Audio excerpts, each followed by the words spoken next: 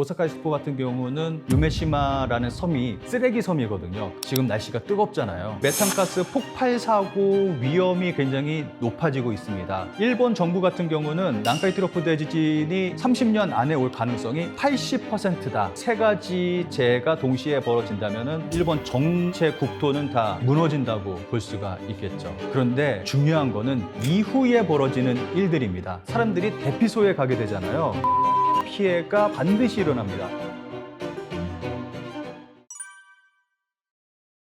비가 많이 와서 피해를 많이 입었다, 그런 얘기가 나오고 있는데, 근데 이거는 뭐 올해만 벌어진 일이 아니라 최근 몇 년 전부터 일본에서는 굉장히 많은 폭우가 쏟아져서 커다란 피해를 입고 있습니다. 일본 전국적으로 좀 이러한 일이 벌어지고 있는데, 아무래도 이거는 뭐 지구 온난화의 문제의 그 가능성이 크다고 보고 있거든요. 뭐 그래서 이거는 일본만의 문제가 아니라 전 세계적인 문제이기 때문에 일본에서 벌어지는 어떠한 특별한 어떠한 사건이라고는 볼 수가 없고, 좀 지구상에서 벌어지는 이 지구의 문제라고 생각을 합니다. 최근에 내리는 비를 보면은 너무 많은 비가 한꺼번에 내리다 보니까 뭐 요거는 어떻게 대처할 수가 없는 부분이죠. 일본 같은 경우는 관리의 나라다 뭐 이렇게 이야기를 하는데, 뭐 그렇다 치더라도 이렇게 많은 비가 한꺼번에 내리는데 그거를 뭐 어떻게 조치할 수 있는 방법이 없으니까 이거는 뭐 어쩔 수 없는 그러한 상황이 되는 거죠.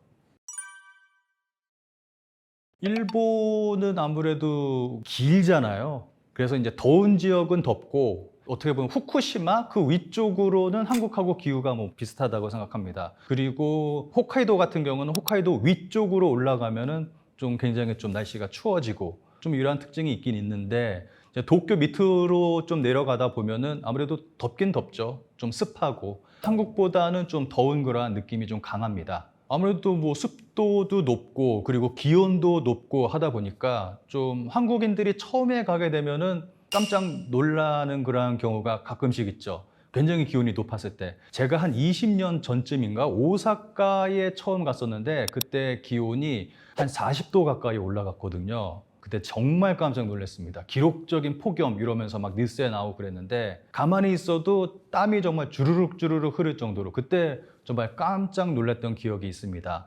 아무래도 좀 습도도 높고 기온도 높다 보니까 아무래도 뭐 외국인들이 가다 보면은 그 더위 때문에 놀라는 그런 경우가 좀 종종 있죠. 근데 제가 갔던 데는 홋카이도 쪽이라서 홋카이도는 여름에도 시원합니다. 그런데 좀 최근에는 이상 기온 때문에 지금 홋카이도도 점점 더워지고 있습니다. 원래는 홋카이도 지역이 여름에는 좀 선선하거든요. 밤이 되면은 좀 쌀쌀할 정도로. 그래서 좀 긴팔이라던가 아니면은 다운 자켓을 입고 다니는 사람도 있을 정도입니다. 한여름에. 그런데 제가 이번에 갔을 때는 굉장히 덥더라고요. 그래서 에어컨이 정말 많이 팔리고 있습니다. 홋카이도에서. 원래는 에어컨이 필요 없는 지역이에요. 그런데 최근에 홋카이도에서도 에어컨이 굉장히 많이 팔리고 있고, 에어컨을 설치하는 집들이 굉장히 많이 늘어나고 있습니다. 그리고 홋카이도 지역 쪽은 선선하고 추운 지역이니까 물고기들도 선선한 지역에서 사는 그런 물고기들이 살아야 되는데, 뜨거운 지역에 사는 물고기들이 이제 홋카이도 지역까지 넘어오고 있는 그러한 상황에 있습니다. 그리고 그쪽 지역에 오징어가 많이 잡히는데, 그래서 이제 오징어 관련된 그러한 상품들도 많이 나오고 하는데, 최근에는 오징어가 안 잡힌다고 합니다. 그 명물이 오징어인데 정작 오징어가 잡히지 않고 있는 상황이라서 이상기후 때문에 일본도 여러 가지 그러한 피해를 입고 있는 그러한 상황에 있습니다.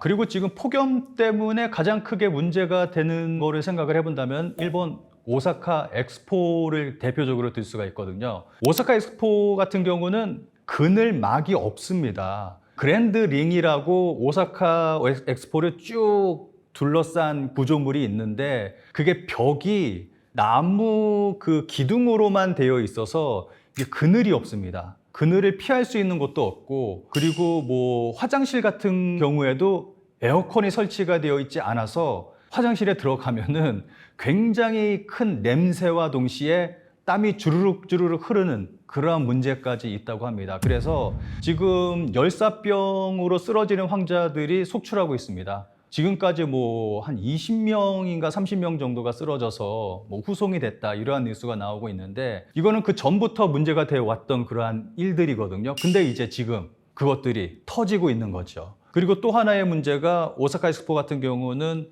유메시마라는 섬이 쓰레기 섬이거든요. 그 밑에 쓰레기가 매립돼 있는 그러한 쓰레기 섬이라서 메탄가스가 지속적으로 나오고 있는데 지금 날씨가 뜨겁잖아요. 그래서 그 메탄가스가 더 많이 나오고 있는 그러한 상황입니다. 그래서 메탄가스 폭발 사고 위험이 굉장히 높아지고 있습니다. 이거 잘못하면은 대형 폭발로 이어질 수가 있어서 굉장히 위험한 상황에 있기도 합니다.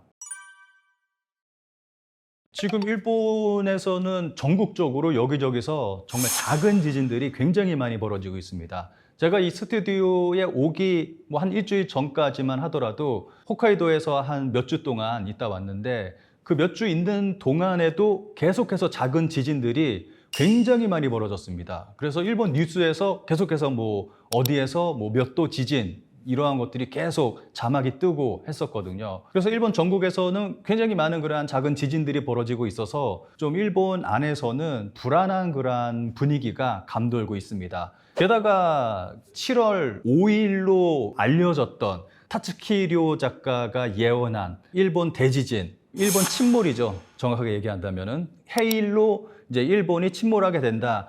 그러한 얘기까지 있어서 좀 일본에서는 좀 지진에 대한 좀 불안과 공포들이 좀 많이 있었습니다. 근데 재밌는 것은 타츠키료 작가는 7월 5일이라고 못 박아서 이야기를 하진 않았거든요. 그런데 이게 잘못 알려져서 7월 5일이라고 사람들한테 알려진 그러한 부분이 있거든요. 그래서 일본에서는 7월 5일을 기다리고 있었는데 정작 7월 5일에는 아무런 일도 없었습니다. 굉장히 조용히 지나갔습니다. 그 이후에 벌어진 일이 재미있는데 7월 5일에 지진이 온다라는 이야기가 있었기 때문에 외국인들이 일본에 오지 않았다. 홍콩이나 이런 데서는 굉장히 많은 사람들이 일본 여행을 캔슬하고 그러한 일이 있었거든요. 그러한 것 때문에 관광업에 타격을 입었다. 그래서 그러한 불만의 목소리가 타츠키료 작가 그리고 그 출판을 한 출판사의 그 목소리가 불만의 목소리가 향하기 시작했습니다. 그러면서 야 이거 소송으로 이거 뭔가 보상을 받아야 되는 거 아니냐, 배상받아야 되는 거 아니냐 이러한 얘기까지 있었습니다. 좀 이런 건 좀 재밌는 부분이죠. 일본에서 지금 가장 강력하게 대두되고 있는 게 난카이 트로프 대지진이거든요. 이제 남쪽 한 오사카에서 이제 큐슈로 이어지는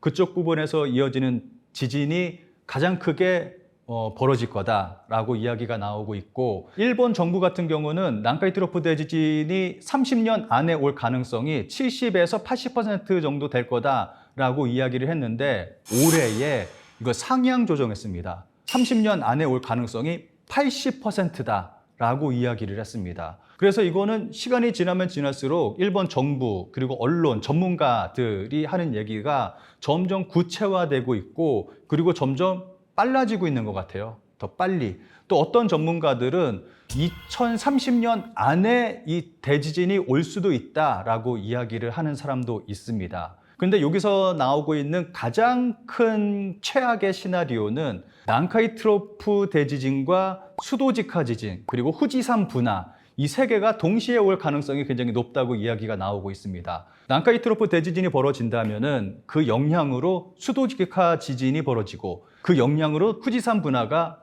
일어날 수가 있다. 이렇게 이야기를 하고 있습니다. 근데 규모는 난카이 트로프 대지진이 규모가 가장 크고 다음으로 수도지카 지진인데 그런데 피해로 봤을 때는 수도지카 지진이 아무래도 피해가 가장 클 거라고 생각을 합니다.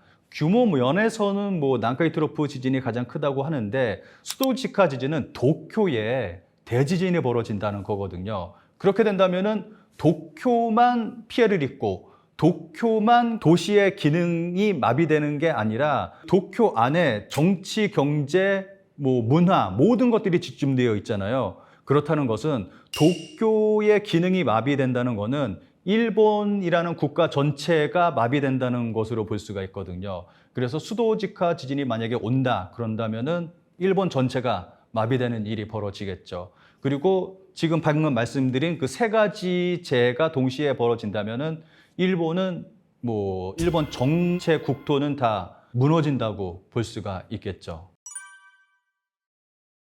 작은 지진들이 동시다발적으로 막 벌어지고 있고 그런 거라서 지금은 뭐 피해를 입거나 뭐 그런 건 없습니다. 그런데 지금 얘기가 가장 크게 나오는 거는 방금 말씀드렸듯이 수도직하 지진하고 뭐 난카이 트로프 지진 뭐 이런 것들에 대해서 이야기가 나오고 있어서 이 부분에 대한 피해를 좀 상정하는 그러한 이야기는 많이 나오고 있습니다. 좀 데이터를 보면서 말씀을 드린다면은 공익사단법인 토목학회가 2018년에 난카이 트로프와 수도직하 지진의 피해액을 시산했는데 난카이 트로프 피해액은 1,410조 엔에 이른다고 예측했고 수도직하 지진은 1,001조 엔에 이른다고 예측했습니다. 그리고 만약에 난카이 트로프하고 수도직하 지진이 동시에 일어난다면 그 피해액은 일본 GDP의 4배에 달한다라고 그렇게 예상을 했습니다. 그런데 전문가들은 실제로 지진이 일어난다면 이 예상을 훨씬 뛰어넘을 거다, 뭐 그렇게 이야기를 하고 있습니다. 분명히 한국에도 피해가 있겠죠. 일본이 경제적으로 크게 타격을 입게 될 것은 당연한 거고, 지금은 어느 나라에서 어떤 경제적 타격을 입게 되면은 전 세계가 좀 영향을 받는 그러한 시대가 됐잖아요. 그러니까 이 지진으로 인해서 일본이 타격을 입으면 한국 경제에도 영향을 미칠 게 뻔하고, 그리고 2011년에 일어났던 동일본 대지진보다 더 큰 지진이 벌어질 거라고 예상이 되고 있기 때문에 동일본 대지진 때 한반도가 한 몇 센치 정도 이동을 했다, 그러한 얘기가 있었잖아요. 그 정도니까 만약에 수도직하 지진, 난카이 트로프 대지진이 벌어진다면은 그것보다 더 큰 물리적인 어떤 변화가 생길 수도 있겠죠. 뭐 폭우라던가 폭염이라던가 뭐 이런 거는 전 세계적으로 벌어지는 지구 온난화라던가 뭐 이상 기후 뭐 이런 것 때문에 벌어지는 거기 때문에 일본만의 문제가 아니라 우리나라에서도 벌어지는 문제고 전 세계적으로 벌어지는 그런 문제잖아요. 그런데 중요한 거는 이후에 벌어지는 일들입니다. 일본 같은 경우는 일본에서만 벌어지는 굉장히 심각한 그런 문제가 있습니다. 제가 기사를 하나 가져왔는데 이 기사 그림을 보면서 설명을 드리겠습니다. 대피소에서 엿보기와 성피해 위험, SNS에서 여성과 어린이에게 주의 당부. 이 기사는 2024년 작년 1월 달에 노토반도 대지진 당시에 나왔던 기사입니다. 그러니까 일본 같은 경우는 비 피해를 입거나 지진 피해를 입거나 해서 사람들이 대피소에 가게 되잖아요. 그러면 그 대피소에서 성폭행 피해가 반드시 일어납니다. 이게 굉장히 심각한 문제입니다. 이게 2011년 동일본 대지진을 계기로 그때 이후에 좀 공론화되기 시작을 해서 사회 문제가 되기 시작을 했거든요. 이게 굉장히 심각합니다. 보시는 그림은 작년 그 노토반도 대지진 때 피난소에 성폭력 방지에 관한 전단지가 배포된 그러한 전단지입니다. 그래서 뭐 이러한 것들을 주의를 해라, 성폭행 위험이 있다, 이런 거를 배포할 정도로 일본에서는 굉장히 심각합니다. 이거와 관련된 기사 내용을 제가 잠깐 좀 읽어드릴게요. 이거 굉장히 들어보시면은 정말 깜짝 놀라실 겁니다. 피난처 리더가 성관계를 강요, 남편이 지진 피해로 사망, 딸과 피난처에 피신했다, 대피소 지도자가 성행위를 강요, 거절하면 여기 있을 수 없게 된다, 딸에게 피해가 간다 라고 해서 마지못해 응했다. 피난소 리더 격의 남성을 포함해 복수의 남성으로부터 폭행당했다. 반항하다 살해당해도 바다에 버려져 쓰나미 탓으로 돌릴 두려움이 있어 아무에게도 말할 수 없었다. 동일본 대지진으로 여성들이 입은 성폭력 피해의 일단이다. 마사이 씨와 국내외 전문가 등으로 발족시킨 동일본 대지진 여성 지원 네트워크가 직접 피해를 목격한 사람이나 상담을 받은 사람을 대상으로 2011년 가을부터 앙케이트를 실시, 접수된 82건 중 남편이나 교제 상대에 의한 폭력이 45건, 그 외의 폭력, 주로 성피해는 37건이었다.